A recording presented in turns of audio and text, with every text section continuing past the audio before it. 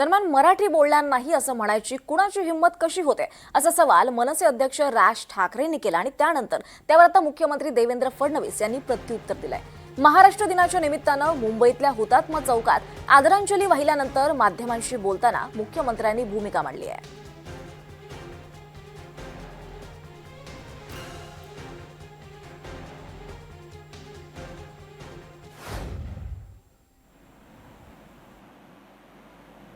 आज जो महाराष्ट्रामधला जो प्रश्न आज तो काय तो रिक्षा भिक्षांचा काय मराठी बोललं पाहिजे वगैरेचा जो विषय आलाय, हिम्मत कशी होते मला जरा सांगा।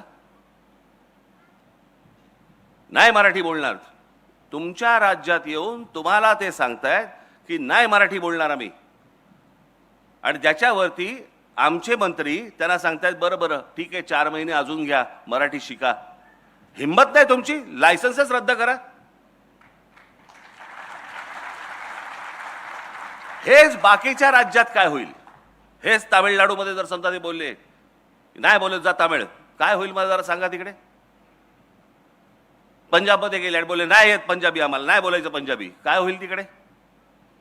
गुजरातमध्ये गेले आणि बोलले नाही गुजराती बोलायचं आम्हाला, काय होईल त्या राज्यांमध्ये तिकडे।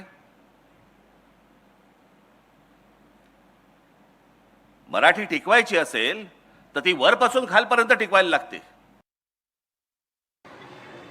भाषेचा जिथपर्यंत प्रश्न आहे, मला असं वाटतं की स्वभाषेचा अभिमान हा असलाच पाहिजे, मराठी भाषेचा अभिमान हा असलाच पाहिजे। महाराष्ट्रात राहणाऱ्या प्रत्येकाने मराठी भाषा शिकलीच पाहिजे। आणि मला निश्चितपणे असं वाटतं की जे लोक या महाराष्ट्रात वास्तव्याला आहेत ते मराठी भाषा शिकण्याचा प्रयत्न करतील। जे शिकले नाही आहेत त्यांना शिकवण्याचा प्रयत्न आम्ही करू। पण भाषेच्या आधारावर हिंसा, भाषेवर विवाद, भाषा येत नाही म्हणून कोणाला मारणं हे आम्हाला मान्य नाही।